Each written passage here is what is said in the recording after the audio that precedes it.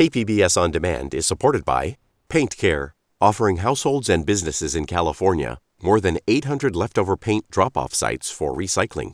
Quantities of 100-plus gallons of paint may qualify for a large volume pickup. Learn more at paintcare.org. Good morning. I'm Debbie Cruz. It's Wednesday, December 14th. 1 year in, we look at how the rollout of Transitional Kindergarten is going. More on that next. But first, let's do the headlines. COVID hospitalizations in the county are slightly up from Friday. According to the state, more than 370 people are hospitalized. That's a little higher than this time last year and has been slowly increasing. Last winter, COVID hospitalizations in San Diego peaked at around 1,300. Dr. William Sang is Kaiser San Diego's Assistant Area Medical Director. This is still very early. We still haven't hit Christmas yet. We still haven't hit New Year yet. So we're on the upslope of the hill. We're not on the downslope. Sang says at Kaiser they are seeing increases in the flu and COVID, but it's manageable for now. He encourages people to stay up to date on vaccinations to reduce the risk of being hospitalized. Natural gas bills will be higher this month and will likely see another major increase next month. SDG&E officials say higher prices for gas, delivery costs, and the seasonal spike in demand are fueling the increases. They encourage people to have energy audits, wash clothes with cold water, and lower the temp of hot water heaters. County Supervisor Nathan Fletcher won't seek a third year as the leader of the county's governing body. He nominated District 1 Supervisor Nora Vargas to take over as chairwoman next year. She is currently the vice chair. Fletcher was reelected to a second term representing District 4 last month and will still be on the board. From KPBS, you're listening to San Diego News Now. Stay with me for more of the local news you need.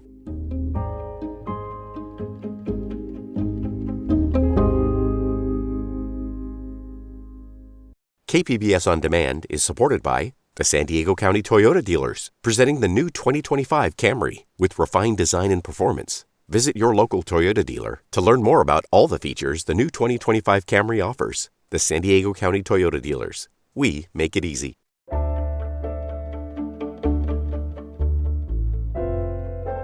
By 2025, all California 4-year-olds will be guaranteed a free spot in a new grade called Transitional Kindergarten, or TK. It's meant to better prepare children for kindergarten and reduce daycare costs for parents. But KPBS investigative reporter Claire Tregeser says it has introduced a lot of unintended consequences. All 4-year-olds will get high-quality instructional education by creating that new grade. Last year, Governor Gavin Newsom trumpeted a multi-billion-dollar plan to transform early childhood learning. It would bring 4-year-olds into the public school system in Transitional Kindergarten, or TK. But just a year into the rollout, Newsom's plan is causing big problems in the childcare industry. Here's why. 4-year-olds cost the least because they require the fewest childcare staff. So, historically, providers made money on 4-year-olds, but lost money on infants. But TK has upended that balance and put some childcares out of business. Experts say these impacts could have been alleviated if state leaders had talked to childcare providers first. There's the really positive ends of the expansion. Alethea Argulas is the executive director of First 5 San Diego. That's a nonprofit advocating for children under age 5. But I think just really honoring the real impacts in the community. Impacts on childcare providers like Murin Algori. These days, her phone is constantly ringing, but all the calls are from parents asking for infant care. I want to say 90 to 95% of them are for infants and toddlers. But Algori doesn't take infants. If she did, she'd only be able to take 4 at a time. That's because of state licensing requirements. If my ratio for infants is 4, and I'm not getting phone calls for children 2 and up, it means that I'm going to have to decrease to caring for only 4 children. She'd have to let go of her assistant and charge far more per infant to stay profitable. A new San Diego County YMCA survey found that more than 3/4 of childcare businesses have lost children to a TK program. Many respondents said their business was suffering as a result. And providers aren't just losing kids, they're losing staff.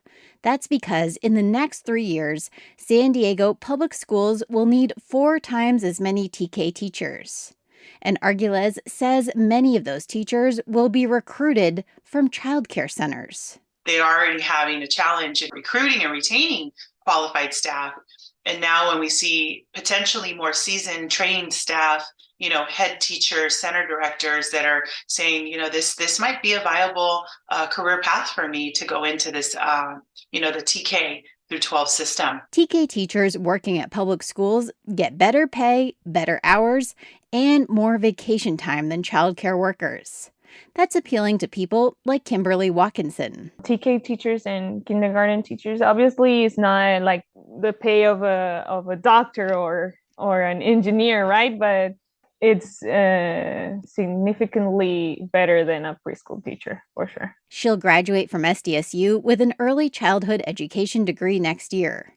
In the past, many like Watkinson went on to work at preschools or childcare centers. But that's rarely the case now. So says Sasha Longstreth. She's the chair of SDSU's Child and Family Development Department. They can focus on experiential learning. They can focus on developing children's social emotional skills. And once children get into kindergarten, first grade, where it's primarily math and literacy, and these other activities take a back seat. KPBS's Claire Tregesser also says that 1 year into the TK program, we're seeing that schools aren't prepared. The morning drop-off isn't easy for many elementary schoolers and their parents. But it was downright brutal in September for Sarah LaPietra and her 4-year-old son, Teddy.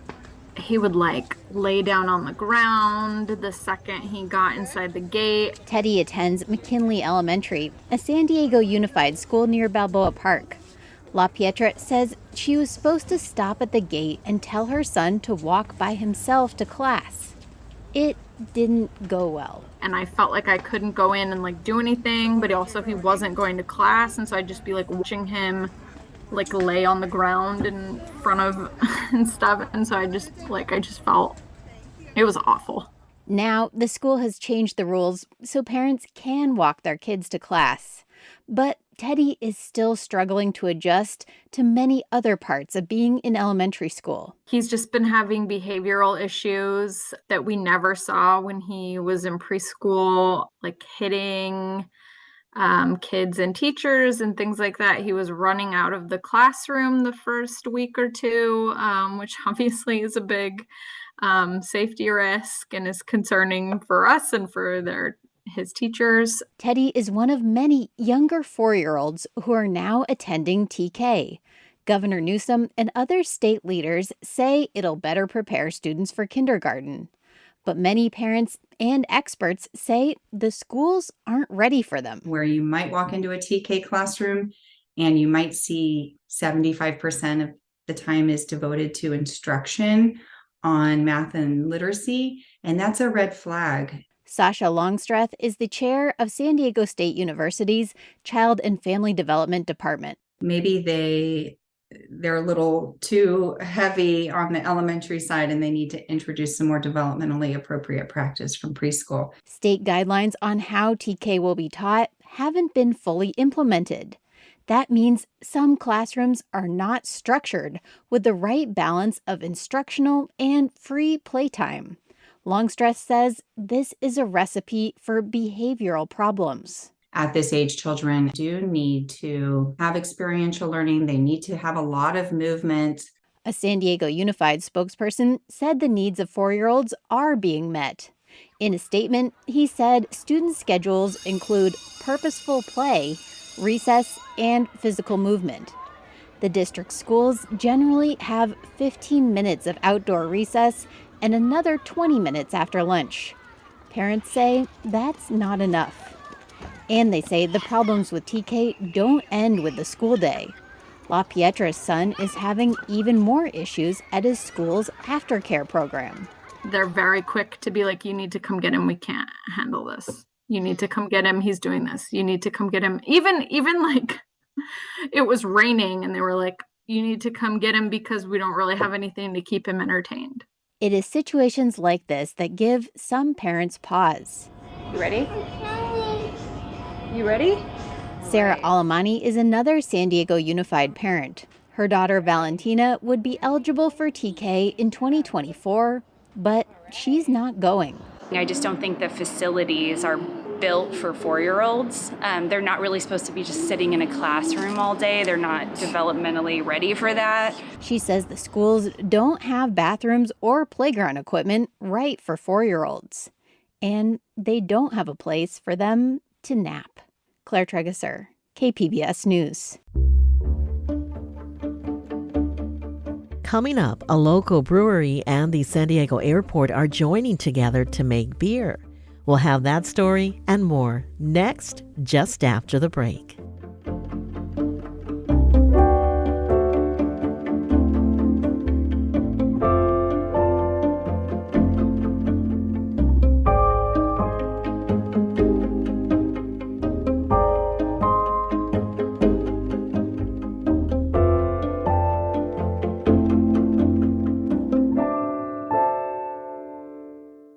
KPBS On Demand is supported by Marrocale Design and Remodeling, helping homeowners with their home remodeling needs. From ADUs to kitchen remodels, room additions, and custom homes, Marrocale Design and Remodeling can help homeowners design and build their dream homes. More at trustyourhometous.com.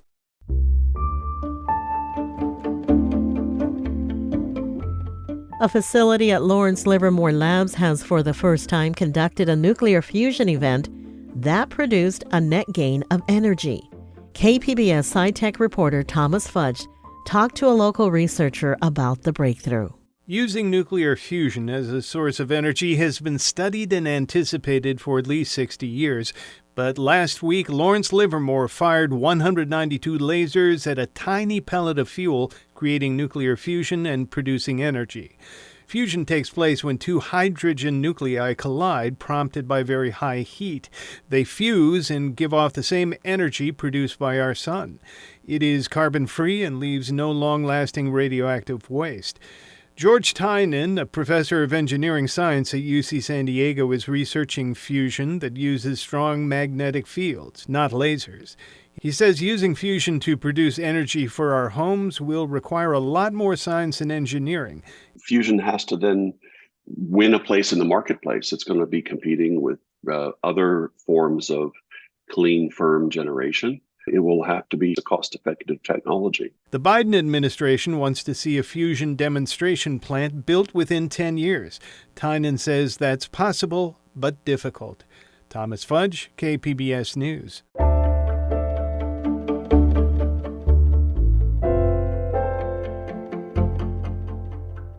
If you want to make beer, you need grain, hops, yeast, and water. KPBS reporter Melissa May tells us how one local brewery is using water from a surprising source at the San Diego airport. Millions of passengers board their planes via jet bridges at the San Diego International Airport each year. Those bridges are cooled off by air conditioning units that produce about 100,000 gallons of water a year. That water is called condensate, and it used to just fall on the ground. But now it's becoming a vital part of a beverage that San Diego is known for: craft beer. The airport and the East Village Brewing Company officially announced the release of 2 beers made of purified condensate. Aaron Justice is the company's owner and brewer. It's an incredibly clean beer. The water is superbly clean. It's perfect for brewing. And when you taste the beers, you can taste how crisp and clean it is. Both beers are now available at the East Village Brewing Company, and within the next few weeks will be available in Terminal 2 at the San Diego Airport. Melissa May, KPBS News. That's it for the podcast today. As always, you can find more San Diego news online at kpbs.org. I'm Debbie Cruz. Thanks for listening and have a great day.